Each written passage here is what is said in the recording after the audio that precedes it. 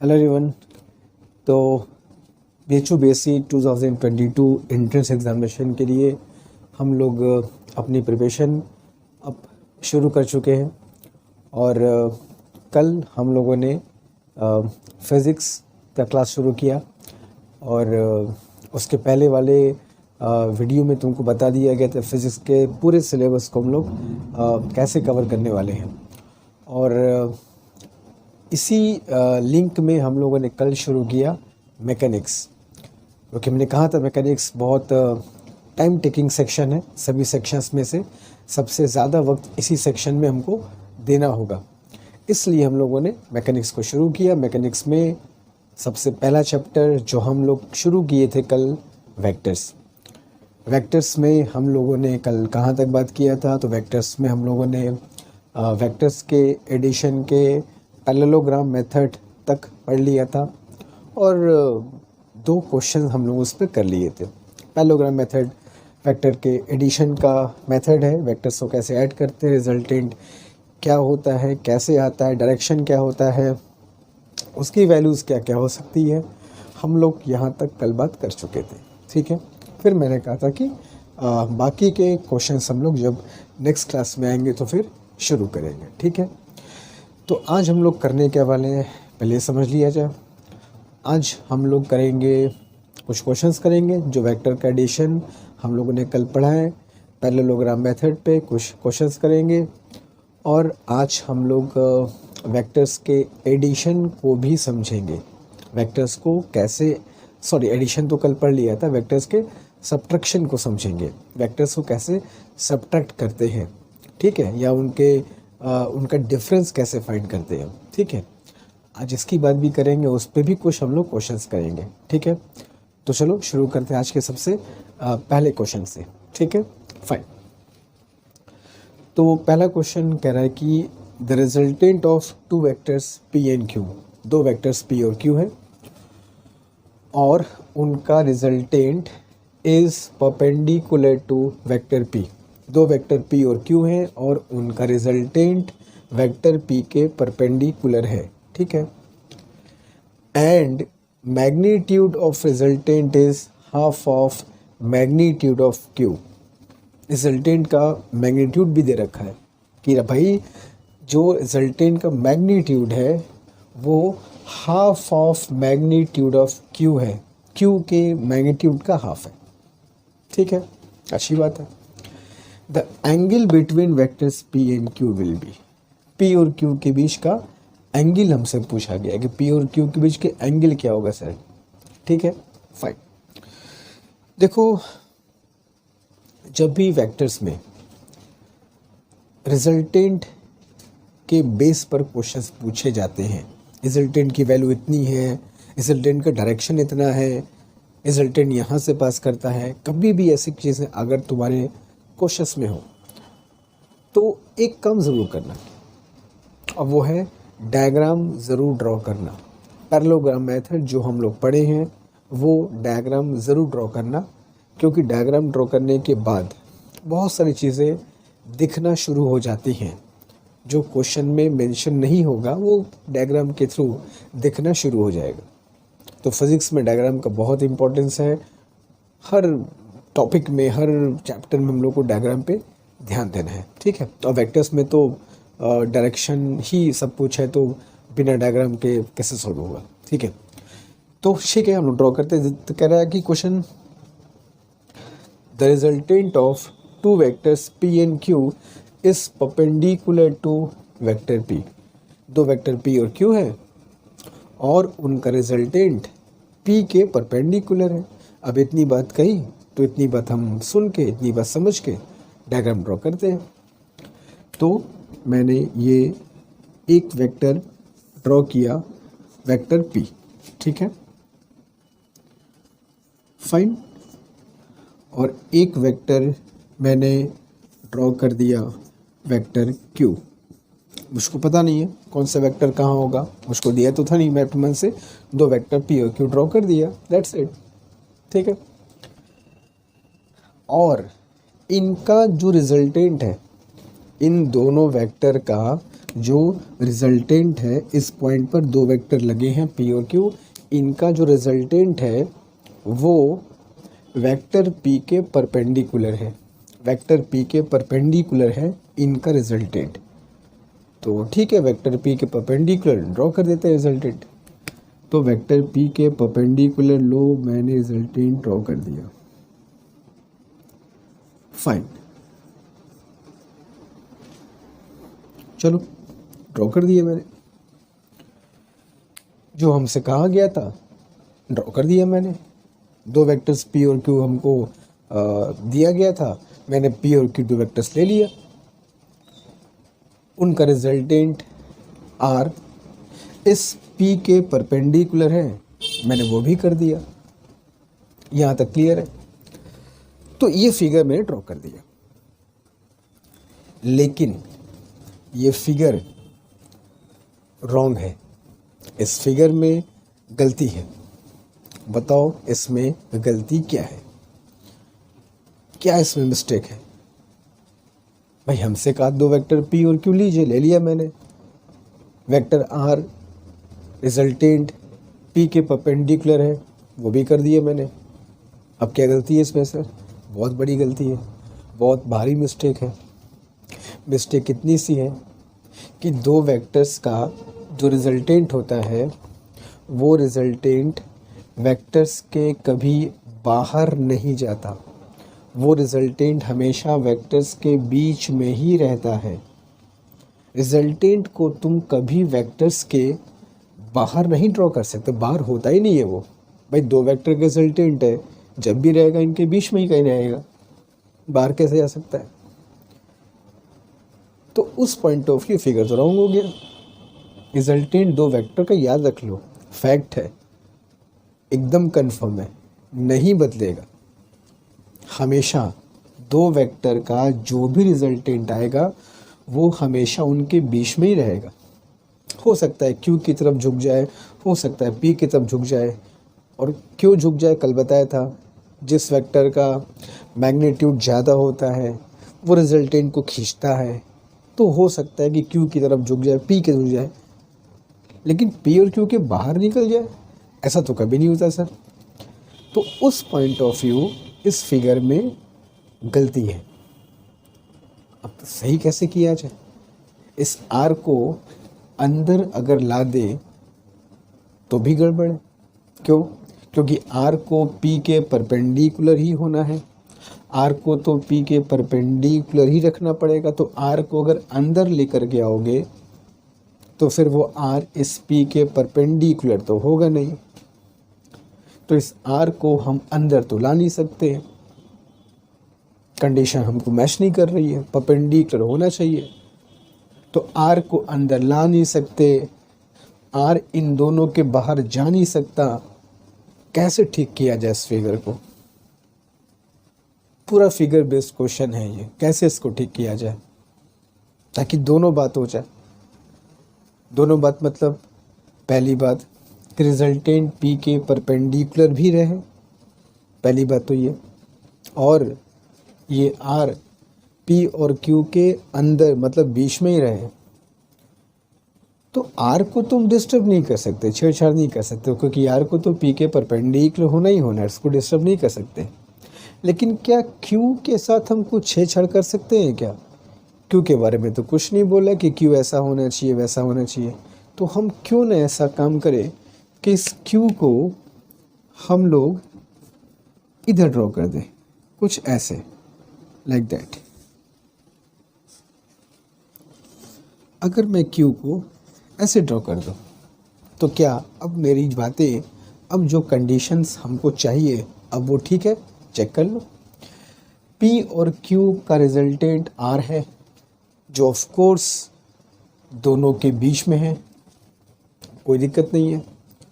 और जो परपेंडिकुलर वाली बात थी कि रिजल्टेंट V के परपेंडिकुलर होना चाहिए, लो वो भी ठीक हो गया। रिजल्टेंट P के परपेंडिकुलर भी है और रिजल्टेंट P और Q के अंदर भी आ गया, ठीक है। रिजल्टेंट P और Q के अंदर भी आ गया। तो जो दोनों समस्याएं थी, दोनों समस्याओं का हमने सलूशन निकाल लिया। ये एक्चुअल सही फिगर बनेगा इस क्वेश्चन का, या यूं को ऐसे क्वेश्चंस का। क्लियर है? ये फिगर पहले समझो, फिगर कैसे बना। क्लियर है? सब सिंपल सा कॉन्सेप्ट है। रिजल्टेंट हमेशा दोनों वेक्टर के भीतर होगा, और P के परपेंडिकुलर क्वेश्चन में दिया था, वो भी मैंने बना दिया।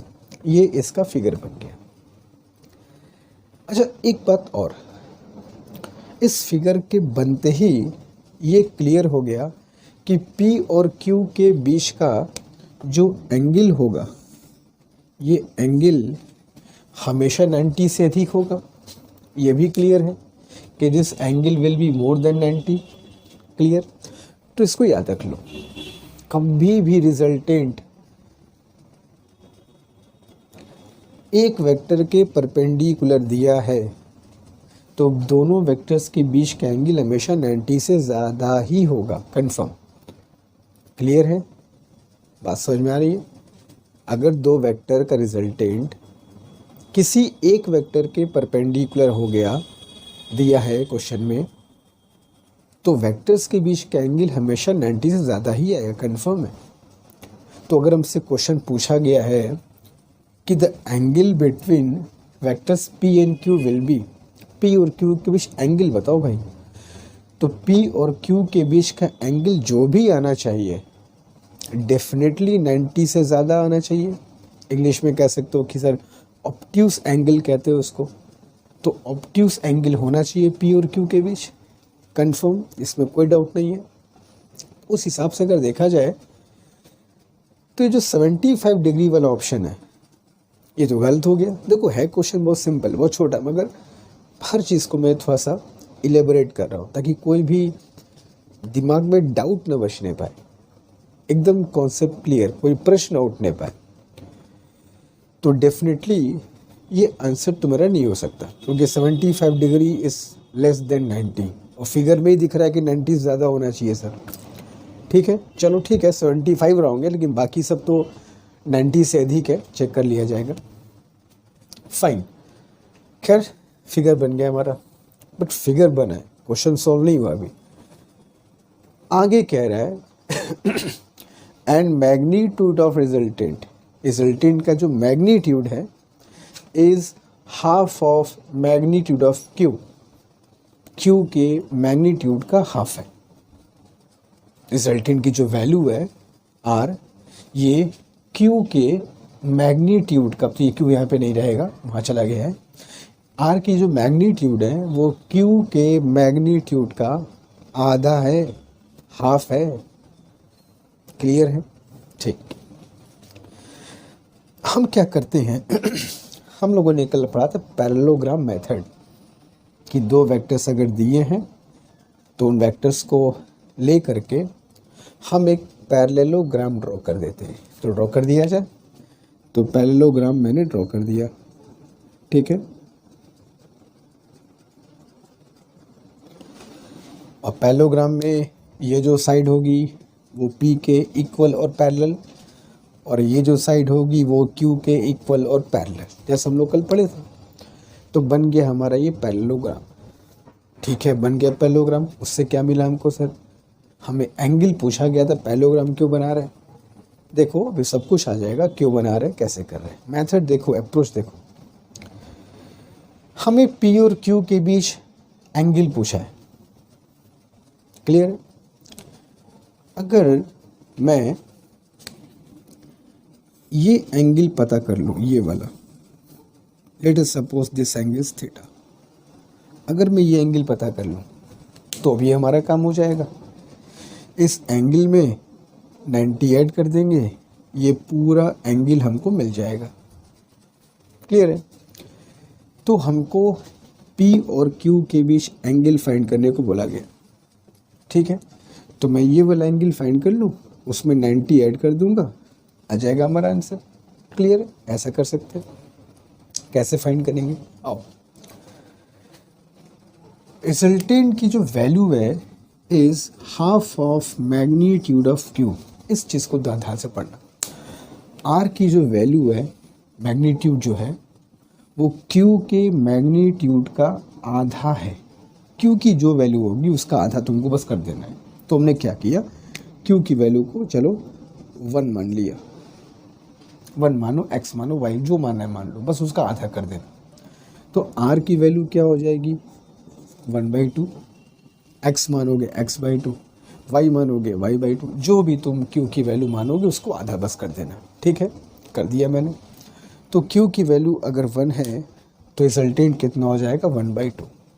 ठीक है, ये एंगल कैसे फाइंड किया जाए फाइन, अगर ये एंगल 90 है तो ये एंगल भी 90 होगा। तो ये ट्रायंगल तुम्हारा कैसा बन गया, ये ट्रायंगल तुम्हारा बन गया राइट एंगल ट्रायंगल। ठीक है, तो राइट एंगल ट्रायंगल बन के तो थीटा को हम लोग फाइंड कर सकते हैं।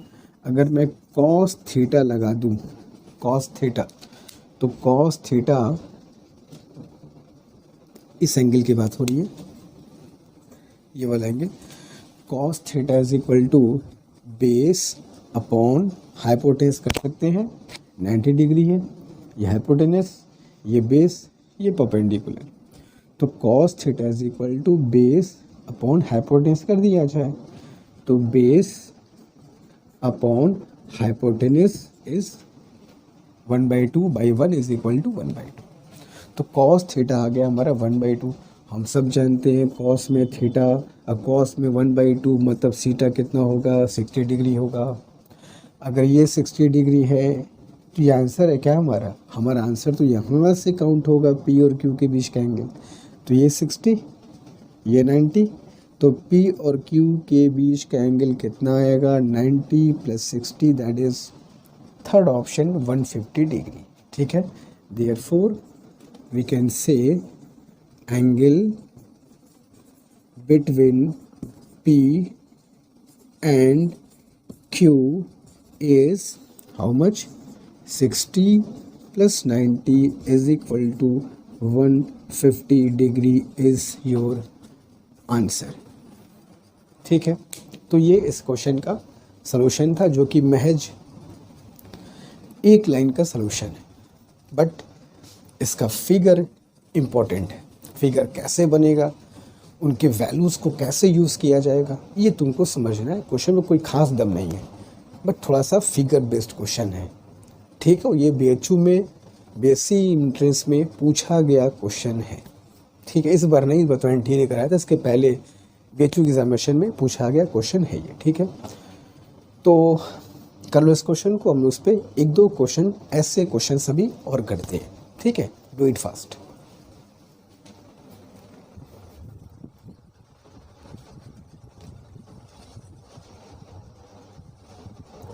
तो चलो चलते हैं क्वेश्चन नंबर 2 की तरफ। ठीक है, और क्वेश्चन करेंगे इस पर तभी कॉन्सेप्ट क्लियर होगा, एक क्वेश्चन से बात नहीं बनने वाली है। ठीक है, चलो तो अगला क्वेश्चन उसी से मिलता जुलता है। The resultant of 2 vectors P and Q is perpendicular to vector P। ठीक है, अच्छा, the resultant of 2 vectors P and Q is perpendicular to vector P। इतना लाइन पढ़ करके दिमाग में बैठ जाना चाहिए कि वो इसका फिगर कैसे बनेगा। रिजल्टेंट अगर परपेंडिकुलर है तो दूसरा वेक्टर कहाँ जाएगा, बाहर की तरफ जाएगा। फिगर दिमाग में बन जाना चाहिए क्वेश्चन पढ़ करके। एक बार देखा समझ गया, अच्छा इस क्वेश्चन को ऐसे करते हैं, उसको फॉलो करना है। ठीक है, the resultant of 2 vectors P and Q is perpendicular to vector P। ठीक है, बना लेंगे। And magnitude of resultant is 3/5 of magnitude of Q। Resultant की जो वैल्यू है, मैग्नीट्यूड है, वो Q के मैग्नीट्यूड का 3/5 है। उसमें हाफ दिया तो यहाँ 3/5 है, क्या दिक्कत है। पूछा क्या है, find angle between vectors P and Q, P और Q के बीच का एंगल बताओ, जो वहाँ पूछा गया था। एक चीज़ और बता दो, ratio of magnitude of P and Q, P और Q का जो मैग्नीट्यूड है उसका रेशियो भी बता दो। ठीक है, क्वेश्चन समझ गए। फिगर ड्रॉ किया जाए पहले। ठीक है, चलो तो फिगर ड्रॉ करने के लिए जैसा कि बताया गया, ऐसे क्वेश्चंस के लिए एक बार समझ गए, अब कोई दिक्कत नहीं है। हम लोग ड्रॉ कर सकते हैं कि ऐसे क्वेश्चंस का फिगर कैसे बनना चाहिए। तो दो वेक्टर्स P और Q का रिजल्टेंट मैंने बना दिया P के परपेंडिकुलर। अब बनाना है Q, मैं रिजल्टेंट पहले बना दिया हूँ, कोई दिक्कत नहीं है ना। कैसा सर वेक्टर Q का रिजल्टेंट पहले ही बना दिया, कोई दिक्कत नहीं है। Q होना कहाँ चाहिए, Q यहाँ तो होगा नहीं, Q तो इधर होगा ताकि रिजल्टेंट बीच में आ जाए, तो बना देते हैं Q। तो ये मैंने बना दिया वेक्टर Q। क्लियर, ठीक। और ये मैंने कंप्लीट कर दिया पैरेललोग्राम, ठीक है। ये हो गया हमारा पैरेललोग्राम कंप्लीट, फाइन। तो दो वेक्टर्स P और Q है और रिजल्टेंट उसका P के परपेंडिकुलर है, Q भाग गया वहाँ, ये ठीक है। Find the angle between P and Q।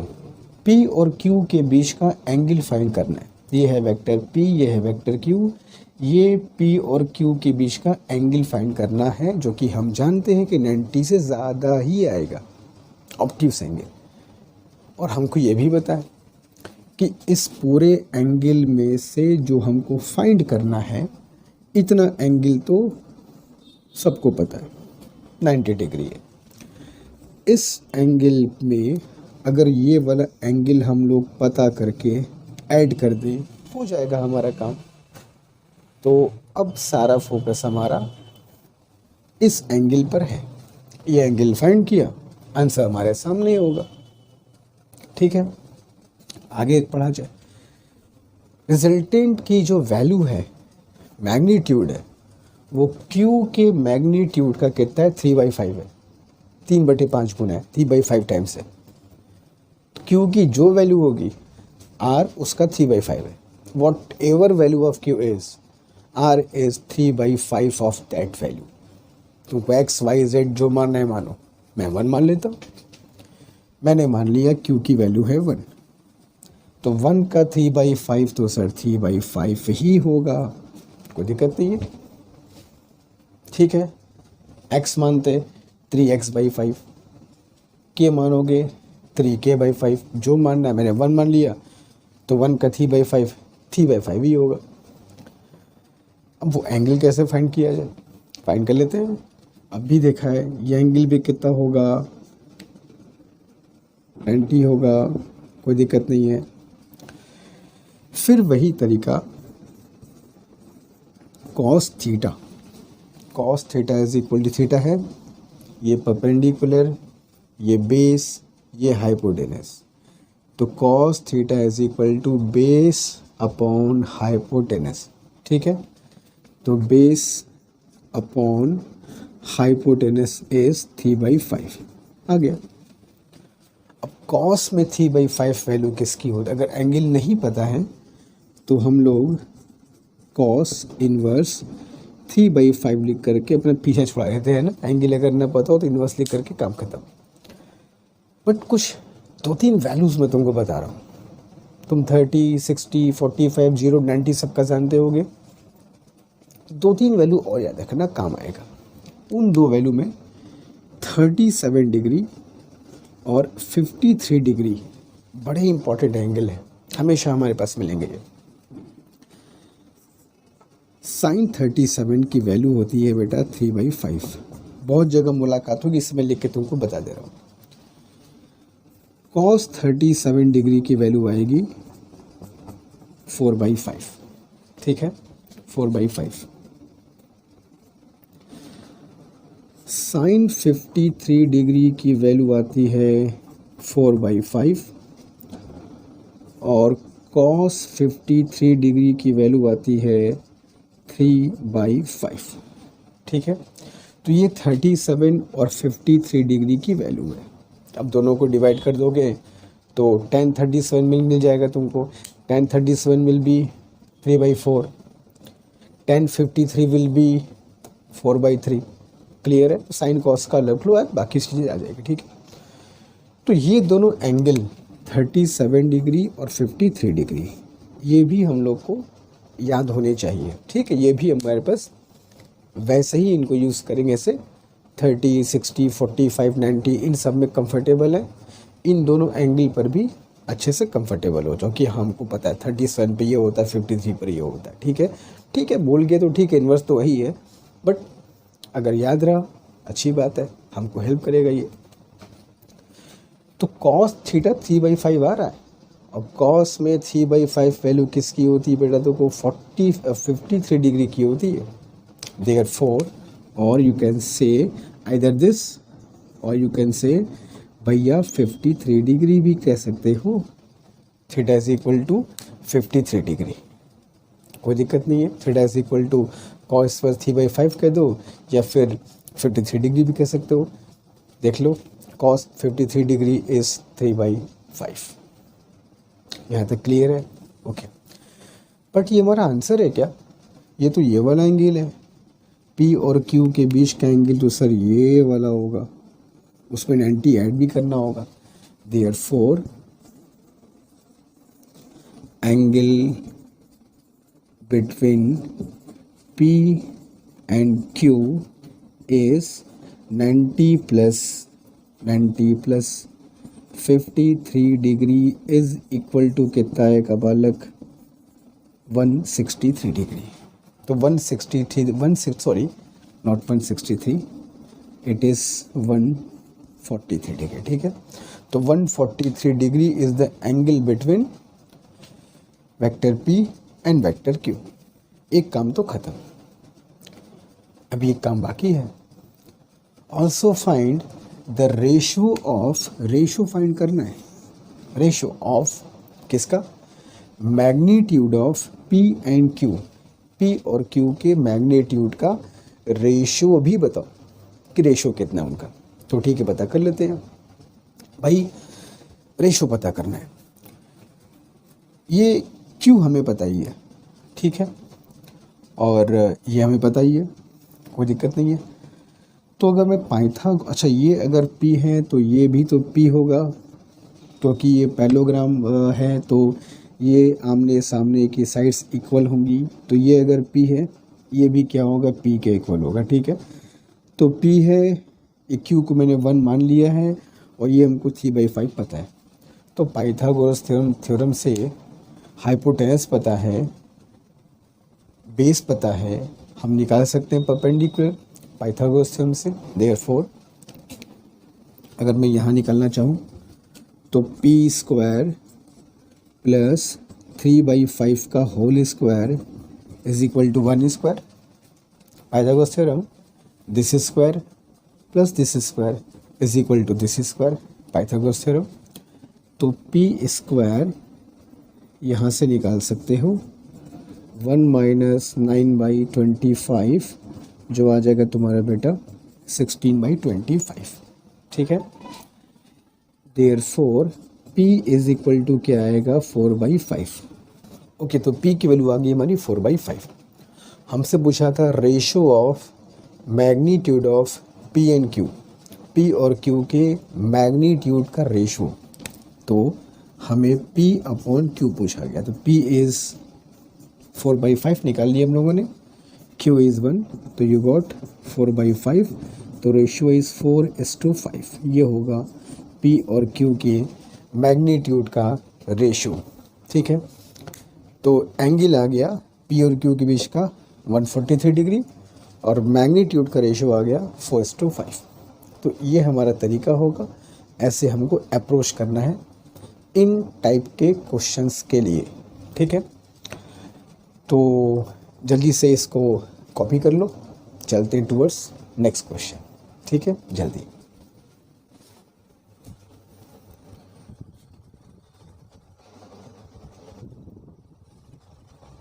तो अब बच्चों हम चलते हैं क्वेश्चन नंबर 3 की तरफ। क्वेश्चन नंबर 3 भी उसी कॉन्सेप्ट पे है जो हम लोग आज पढ़ रहे हैं। तो देखते हैं क्वेश्चन नंबर 3 क्या कह रहा है। The resultant of two vectors A and B is perpendicular to vector A। चलो P और Q से बस नाम बदल के और B कर दिया हमने। The resultant of two vectors A and B is perpendicular to vector A। दो वेक्टर A और B हैं, उनका रिजल्टेंट वेक्टर A के परपेंडिकुलर है। तो वेक्टर A के परपेंडिकुलर अगर है तो वेक्टर A बना करके वेक्टर ए ड्रॉ करके रिजल्टेंट उसके परपेंडिकुलर मैंने ड्रॉ कर दिया। अभी वेक्टर बी कहाँ है उसका अता पता नहीं है, बस मैंने वेक्टर ए ड्रॉ किया, रिजल्टेंट उसके परपेंडिकुलर। ठीक है, बी वैसे होगा कहाँ, बी तो इसके बियॉन्ड होगा, कंफर्म है, अब तक समझ चुके हम लोग। तो फिगर वैसा ही बनेगा जैसा कि अब तक हम लोग बनाते आए हैं। तो ये हो गया तुम्हारा वेक्टर बी। क्लियर है? तो दो वेक्टर ए और बी हैं जिनका रिजल्टेंट वेक्टर ए के परपेंडिकुलर है, दैट्स इट। और मैग्नीट्यूड ऑफ रिजल्टेंट, इस रिजल्टेंट के मैग्नीट्यूड की बात कह रहा है, magnitude of resultant is equal to magnitude of vector A. अब लो, रिजल्टेंट का मैग्नीट्यूड वेक्टर ए के मैग्नीट्यूड के इक्वल बता दिया, एकदम बराबर है ये दोनों। अच्छा, अब तक इसके पहले जो दो क्वेश्चन किए हम लोग, उसमें रिजल्टेंट की वैल्यू इस वेक्टर के टर्म्स में दे रहा था 1/2, 3/5। अब रिजल्टेंट की वैल्यू इस वेक्टर के टर्म्स में दी है, क्या दिक्कत है? कहीं से भी दे, हमको रिजल्टेंट की वैल्यू के बारे में इंफॉर्मेशन चाहिए, कहीं से भी दो। ए के टर्म से बोलो, बी के टर्म से बोलो, क्या फ़र्क पड़ता है? तो रिजल्टेंट की वैल्यू ए के इक्वल है। पहले पैरेललोग्राम पूरा कर लिया जाए, पैरेललोग्राम पहले पूरा कर लिया जाए। पैरेललोग्राम मैंने पूरा कर लिया, बन गया।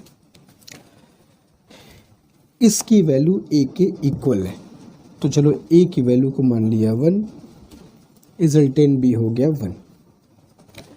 Find the angle between vector A and vector B. Vector A और वेक्टर बी के बीच का एंगल पता करो भाई, कितना होगा। फिर वही बात है, इतना एंगल तो पता ही है हम सबको कि इट इज़ 90 डिग्री। अगर ये एंगल पता हो जाए, सिर्फ इतना वाला है ना, तो हमारा काम हो जाएगा, 90 ऐड कर देंगे जैसा अब तक करते आए हैं। अच्छा, ये 1 है, ये 1 है, पाइथागोरस थ्योरम से ये कितना हो जाएगा, √2। Pythagoras theorem, this square plus this square is equal to this square. अच्छा, ये अगर √2 है तो ये भी तो सामने वाला √2 होगा, पैरेललोग्राम है ये, मतलब बी की वैल्यू आ गई बी की वैल्यू आ गई √2, अगर ए को 1 माना तो। ठीक है, और ये अगर 1 है तो ये भी 1 होगा, पैरेललोग्राम है, ये इसके भी इक्वल होता है। तो लो, ये भी आ गया, ये भी आ गया, ये भी आ गया, तीनों साइड आ गई। साइन कॉस टेन कुछ लगा दो, थीटा की वैल्यू आ जाएगी। बार बार कॉस लगा रहे हो, चलो टेन लगाते हैं इस बार। तो tan theta is equal to perpendicular by base, perpendicular by base is 1/1 is equal to 1। तो थीटा इज इक्वल टू कितना आ गया, 45 डिग्री। हम सब जानते हैं tan 45 इज इक्वल टू 1 होता है। अब 45 वो और 90 ये भी तो जोड़ोगे तो ए और बी के बीच का एंगल निकल जाएगा। Therefore angle between A and B is how much, 45 plus 90 that is 135 degree. ये हो गया तुम्हारा आंसर, 135 डिग्री इज आंसर। यहाँ तक क्लियर है? चलो हाँ, अगर इसके पहले वाले क्वेश्चन की तरह अगर हमसे ए और बी का रेशो भी पूछा होता, तो ए और बी का रेशो 1:2 अगर पूछा होता तो ए और बी के मैग्नीट्यूड का रेशो भी निकाल सकते थे 1/√2। ठीक है, तो ये था क्वेश्चन, ये इसका सिंपल सा solution, that is 135 degree answer. ठीक है, जल्दी से कर लो। तो हम लोग आज थोड़ा सा वेक्टर के सब्ट्रैक्शन की बात भी कर लेते हैं कि दो वेक्टर का डिफरेंस कैसे निकालते हैं। ठीक है, जल्दी क्विक।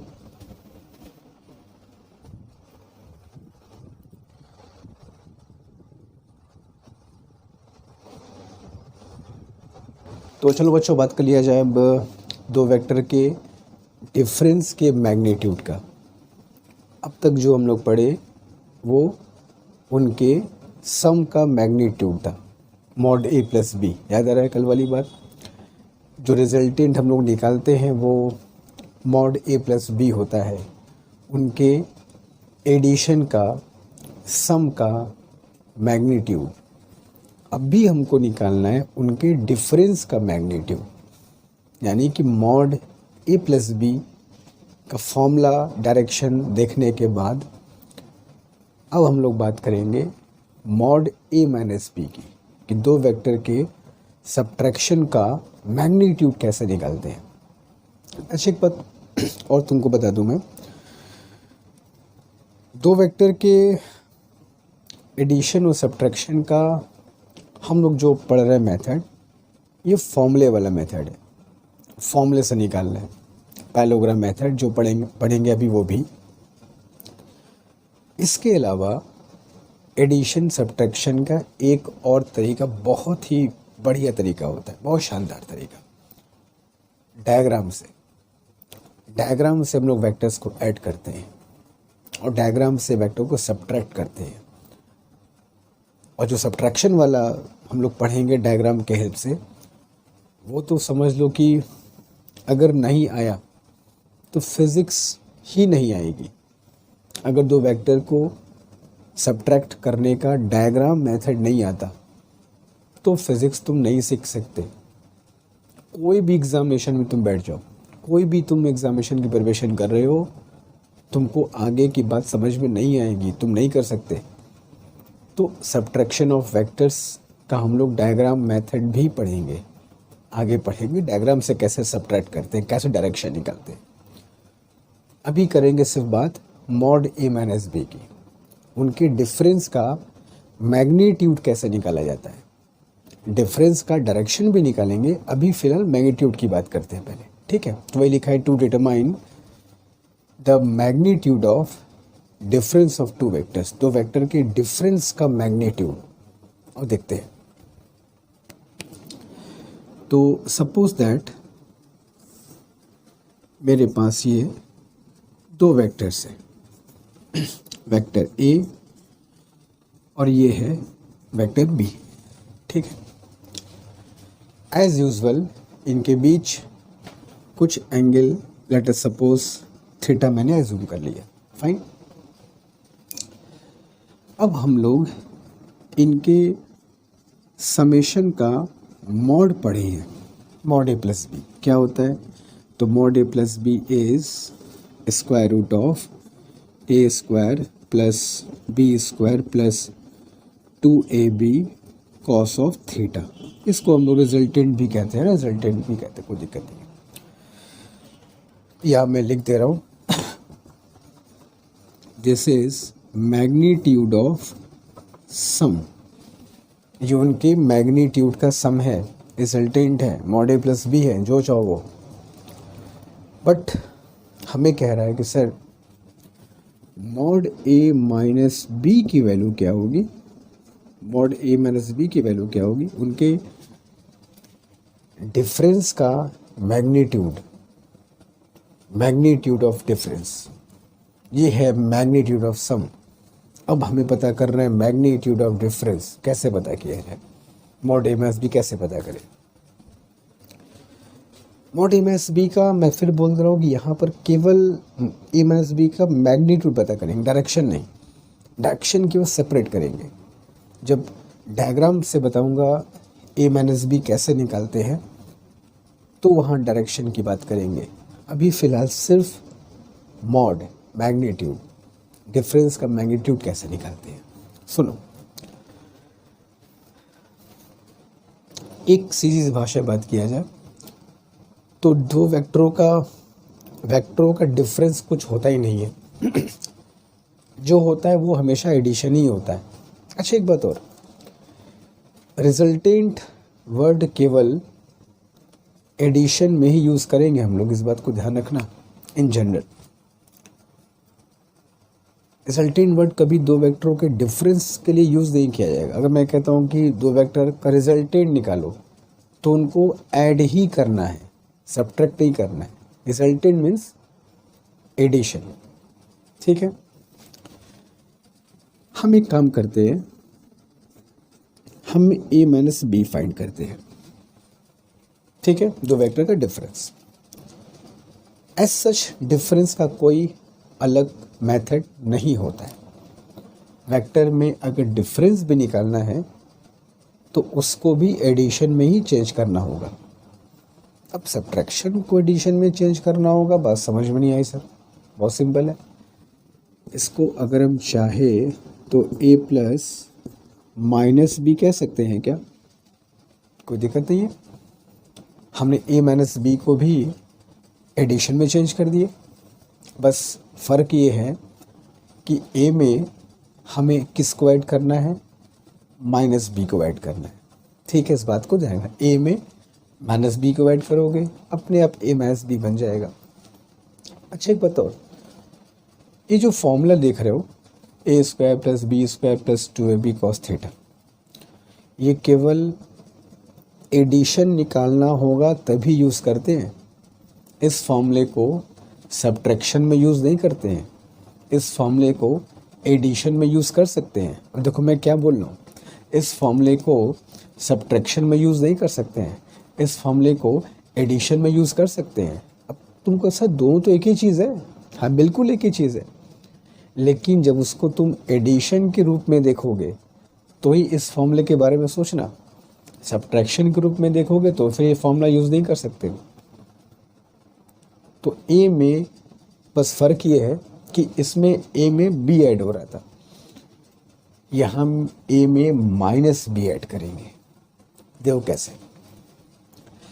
एक बताओ, जब भी किसी वेक्टर में माइनस से मल्टीप्लाई करते हो तो उसका डायरेक्शन रिवर्स हो जाता है, पलट जाता है। अगर वेक्टर ए ईस्ट की तरफ है तो माइनस वेक्टर ए क्या होगा बेटा? वेस्ट की तरफ पलट जाएगा। तो वेक्टर में जब तुम नेगेटिव से मल्टीप्लाई करते हो तो उसके मैग्नीट्यूड पे तो कोई फ़र्क नहीं पड़ेगा, डायरेक्शन रिवर्स हो जाएगा। तो अगर वेक्टर भी इधर है तो बताओ माइनस बी किधर होगा? Minus B will be reverse of it. पलट दो, उसको पलट दिया जाए। तो this is your minus vector B. ठीक है, जब मुझको ए में बी को ऐड करना था तो एंगल जो थीटा लिया ए और बी के बीच का लिया, बराबर। अब ए में माइनस बी को ऐड करना है तो ए और माइनस बी के बीच का एंगल कितना होगा? 180 माइनस थीटा बोल सकते हो। ठीक है, तो इस फॉर्मूले को जब ए प्लस बी पे लगा रहे थे तो थीटा ले रहे थे। अब इस फॉर्मूले को जब ए और माइनस बी पे लगाओगे तो बीच का एंगल कितना लोगे? 180 माइनस थीटा। इस फॉर्मूले को बताओ यहाँ पे यूज़ कर सकते हैं कि नहीं? बिल्कुल कर सकते हैं सर, एडिशन है वो, और ये फॉर्मूला भी एडिशन के लिए ही है। एडिशन ने बना दिया उसको। बस एक बात का ध्यान रहे, एडिशन ए में माइनस बी का है तो जो एंगल लोगे वो ए और माइनस बी के बीच का लेंगे। इस बात को ध्यान रखना। तो निकाल रहा हूँ मैं, तो mod A minus B is equal to square root of A square plus B square. अच्छा, जब नेगेटिव से मल्टीप्लाई करते हो तो मैग्नीट्यूड पर फ़र्क नहीं पड़ता। अगर ये 5 है तो माइनस बी की वैल्यू भी 5 ही होगी। This negative only for direction, सिर्फ डायरेक्शन से उसका मतलब है, मैग्नीट्यूड से कोई उसका लेना देना है ही नहीं है। ठीक है, तो बी का स्क्वायर प्लस 2ab कॉस, हम a में माइनस बी को ऐड कर रहे हैं तो a और माइनस बी के बीच का एंगल लेंगे तो कितना आएगा? Cos 180 minus theta. क्लियर है? And since we all know that cos 180 minus theta is equal to minus cos theta होता है, तो पुट कर दो। तो मॉड ए माइनस बी का फॉर्मूला क्या आएगा, square root of A square plus B square, ये नेगेटिव यहाँ आ जाएगा तो minus 2ab cos of theta. तो this is mod A minus B and this is your mod A plus B. ठीक है, अभी इसके डायरेक्शन की बात हम नहीं करेंगे, ठीक है, अभी केवल इसके मैग्नीट्यूड की बात करेंगे। अच्छा, कुछ बच्चे सोचते हैं सर जो सिंपल कुछ फॉर्मूला था आराम से आ जाता। कुछ बच्चे करते क्या है कि यहाँ पे जब मॉड ए माइनस बी निकालना होता है तो बी के बदले क्या लगा देते हैं, माइनस, और ये पूरा फॉर्मूला ऐसा आ जाता है। फॉर्मूला आ जाएगा मगर वो गलत होगा, क्योंकि बी माइनस नहीं हुआ है, ये तो मैग्नीट्यूड है, मैग्नीट्यूड थोड़ी माइनस होता है। तो जब मॉड ए माइनस बी निकालना होगा तो कुछ लोग करते क्या हैं, बी की जगह पर निगेटिव कर देंगे इसी फॉर्मूले में जैसे ए प्लस बी है या ए माइनस बी किया तो ये माइनस बी कर देंगे या माइनस कर देंगे, आ जाएगा फॉर्मूला आ जाएगा, मगर वो मेथड गलत है। ए माइनस बी का मतलब ये बी माइनस नहीं हुआ है, मैग्नीट्यूड थोड़ी नेगेटिव होता है, वो तो मैग्नीट्यूड है। यहाँ ए माइनस बी का मतलब ये एंगल बदला है, तो ये जो माइनस आया है ये बी के वजह से नहीं आया है, ये इस एंगल के वजह से आया है। तो हो सकता है कि अगर हम लोग इस फॉर्मूले में बी के बदले माइनस बी कर दें तो ये आ जाए, हो सकता है क्या आ ही जाएगा, मगर वो गलत होगा, फॉर्मूला नहीं मेथड गलत होगा। ये नेगेटिव बी का नेगेटिव नहीं है, ये नेगेटिव एंगल की वजह से आया है, इस बात को ध्यान रखना, ठीक है। तो ये हो गया मॉड ए प्लस बी, ये हो गया मॉड ए माइनस बी। बहुत अच्छा फॉर्मूला है, बहुत यूजफुल फॉर्मूला है, खूब ढेर सारा क्वेश्चन करेंगे, बट पहले से कॉपी कर लो फिर आगे चलेंगे, ठीक है। जल्दी कोई